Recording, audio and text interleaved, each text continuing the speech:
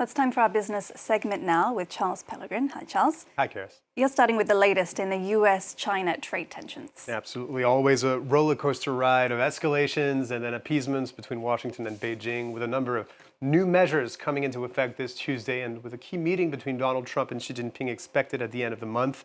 The U.S. 50% tariff on imported timber, kitchen cabinets, and upholstered furniture coming into effect this Tuesday. That move meant to protect U.S. manufacturers who are having to face unfair Chinese competition flooding the U.S. market, according to Donald Trump. And also coming into effect are the imposition of additional port fees on ocean shipping firms from both countries, as the U.S. and China have imposed tit-for-tat sanctions in that maritime sector, thereby potentially affecting the global flow of commerce, whether for consumer goods or crude oil, for instance. So tell us more about these port fees. How did they come about?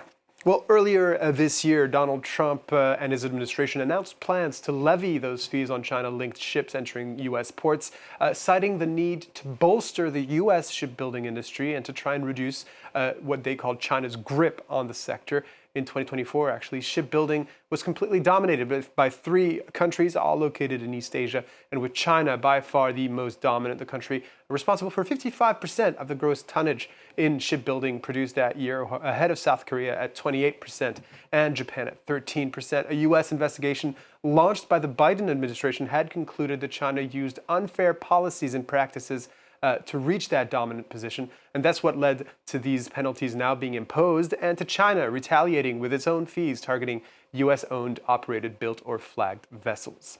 And this is all happening amid tumultuous trade talks between Washington and Beijing. Mm-hmm. The two sides had agreed, if you remember, on a truce and continued discussions back in May, thereby averting some of the worst tariff threats being thrown around in the triple digits around that time. But all this has come back to the fore as simmering tensions over a whole range of issues boiled over. This was apparent last week when China further restricted exports of rare earths, over which it has a huge amount of control globally. And this led to Trump threatening additional 100% tariffs on all Chinese goods, thereby sending global markets reeling, wiping out $2 trillion in U.S. market value.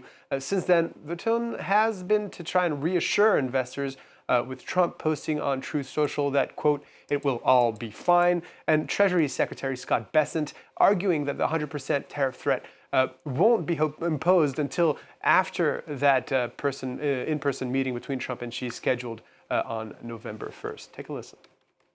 The idea is to give them time to meet and talk this out. They have a very good relationship, and I believe that the president thinks that this may have been, from a lower level official. The Chinese system is quite brittle, so this may not have come from Xi Jinping himself. This may have come, from a Chinese hardliner.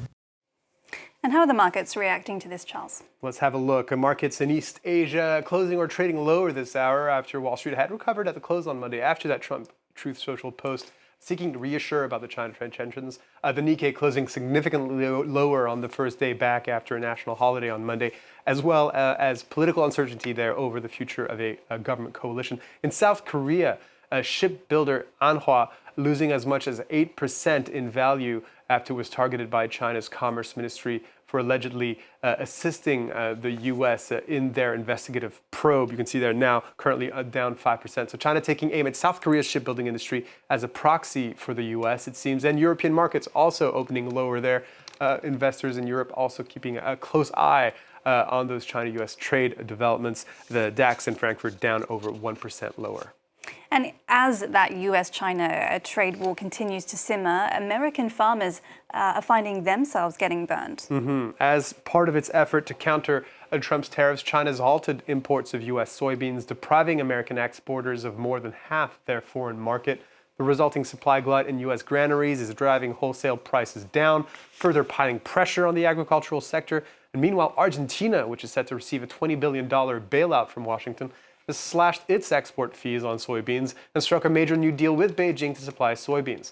Brian Quinn has a story. On America's soybean farms, the fall harvest is well underway. But just where farmer Travis Hutchison will sell his crop is increasingly uncertain.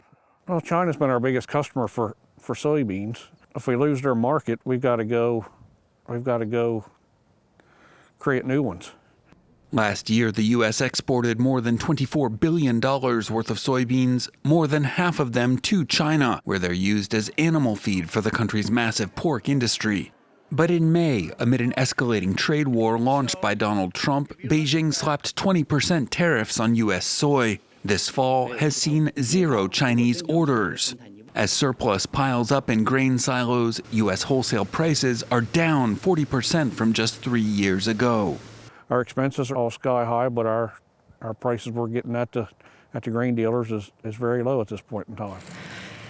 Some major beneficiaries of the situation have been South American farmers, notably in Argentina. Shortly after receiving a $20 billion lifeline from Washington to prop up President Javier Milei's neoliberal economic program, the country dropped its export fees on soybeans and inked a major new supply deal with China. U.S. agriculture trade groups say Trump's trade war has allowed Brazil and Argentina to capture market share at the direct expense of U.S. farmers, calling the frustration overwhelming. Trump has floated the idea of once again using tariff revenues to bail out American farmers, as the government did during the trade wars of his first administration. It's a solution Hutchison calls a Band-Aid. 2025 has already seen 50% more American farm bankruptcies than last year. So many different aspects of that trade war between China and the U.S. Indeed, Charles, thank you very much for keeping us up to date.